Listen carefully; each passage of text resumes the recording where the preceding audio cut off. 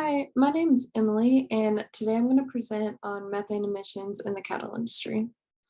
So I'm going to start by addressing why methane emissions are important to study.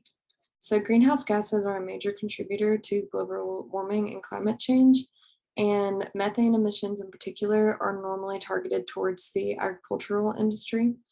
And it's seen that these emissions have been increasing by 6 parts per billion since 2007 every single year. And the global warming potential of methane in particular is 25. So this is an important greenhouse gas to study, especially with its relation to the ag industry. So the drastic increase in greenhouse gas emissions are attributed to the exponentially increasing world population.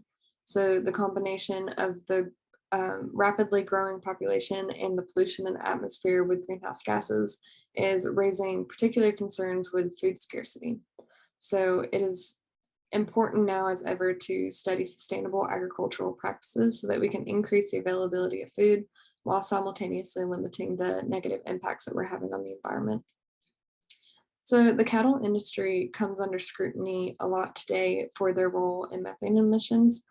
And it was shown that enteric fermentation and manure emissions from livestock are contributing to the largest source of anthropogenic methane emission. And of the 550 teragrams of methane that's released into the atmosphere annually, livestock ruminants contribute 85 teragrams of that. And of those livestock ruminants, cattle were shown to have the highest emissions. And so as our animal science students, it's important that we learn these things and research the effect that our industry is having on the environment, because we will be involved in this industry and we will be able to shape how we're moving forward and how sustainable we can be going forward in the future. I became particularly interested in this topic this semester after listening to our lectures and discussions in class. In my 4 years as an animal science student, I haven't really learned a whole lot about the effect that the cattle industry does have on the environment. And I believe it's an extremely important topic to include in discussions of production management, as it's not only important to producers to improve feed efficiency and production, but it's also important to manage the effects that we're having on the environment. So in order to talk about methane emissions, I want to mention methanogenesis. This is the production of methane by archaea known as methanogens. It takes place in the rumen under anaerobic fermentation. And as you can see in the diagram, this is a very simplified process of how the rumen works. But essentially, feed is ingested, and then primary fermenters will come and digest this feed into its monomer components. And then further digestion by primary and secondary fermenters breaks these components down into volatile fatty acids, which the cattle can use for energy, and gaseous byproducts such as methane and dihydrogen. These methanogens are at the bottom of the food chain, and they can utilize the byproducts that are left to produce methane. Methanogens are important in fermentation, as this dihydrogen will build up in the rumen if it's not utilized through the methanogenesis pathway. And the buildup of that in the rumen can reduce digestibility because it inhibits the function of other microbes. Methanogens are not the only molecules that can contribute to methane production. Protozoa are responsible for about 37% of the production of methane. And it's shown that methods of reducing protozoa have also been successful in reducing methane. So some of the ways that the industry is moving forward to reduce methane emissions are through impacting the nutrition. So it's shown that higher concentrate diets result in lower methane emissions compared to diets that are composed mostly of forages. This is not a very simple solution, as it may seem, because to significantly impact the emissions of methane, you would have to increase concentrate diets by a significant amount, and this could run into metabolic disorders like acidosis.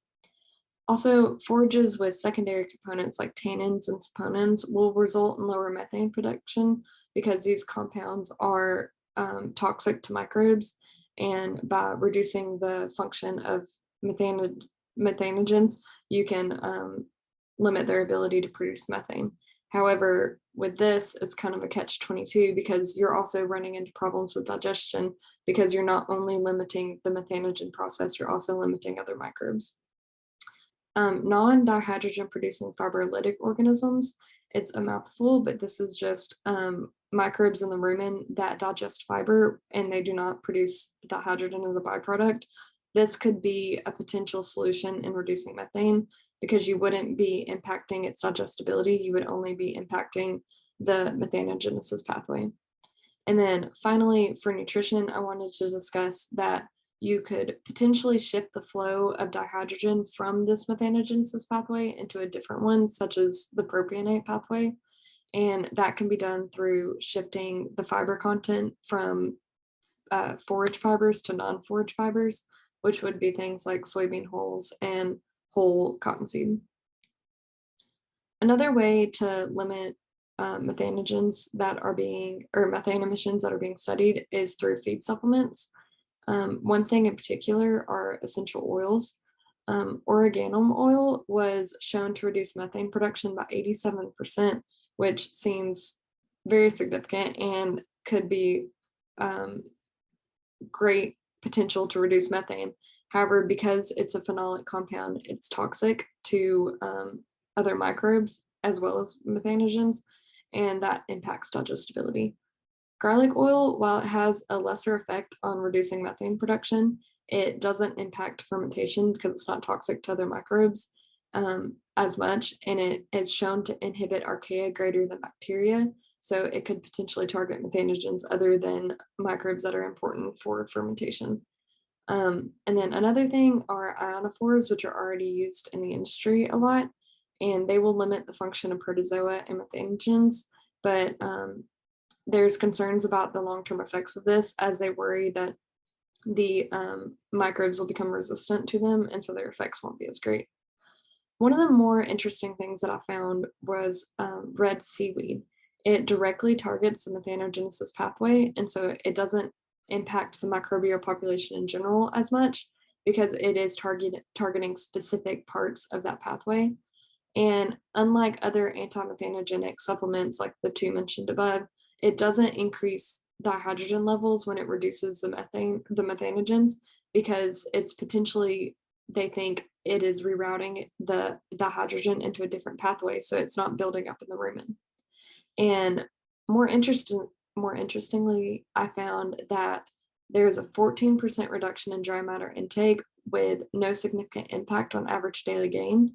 And so producers would have to feed less, but they would be getting the same amount of gain, which would increase feed efficiency and bring greater profits for the producers. And then finally, I wanted to mention crossbreeding strategies. Reducing methane doesn't have to be a nutritional solution. This particular study compared Nelore cattle that were purebred versus the Nelore and Angus crossbreds. And they found that the crossbreed cattle produced less methane per average daily gain, which in other words is less methane per kilogram of meat produced. And this was due to their higher efficiency rates. So they do produce more methane in a day just because they're more efficient, they're eating more, they're producing more. But because you need less animals because they're producing more meat per animal, they're spending less time in the feedlots because they're gaining faster than the other animals. You can indirectly reduce methane on a farm by having these cows with hybrid vigor and better efficiency. So there are current mitigation strategies being implemented in the industry today. It's not a simple solution because the rumen is complex and intricate, and you can alter one part of fermentation just slightly and you can cause a chain reaction that can impact the animal's health or production efficiency. Methanogens do play an important role in fermentation, so it's not as simple as just eliminating the methanogens in the rumen. You would have to come up with a holistic and balanced solution to this problem. So further research should be conducted into learning the pathways in the rumen and how feed impacts certain microbes. And then finally, I want to address that any solutions to this problem and in reducing methane emissions should be cost efficient and convenient for producers to use, because in order to have a significant effect in the industry in reducing these emissions, you would have to achieve widespread implementation. Thank you.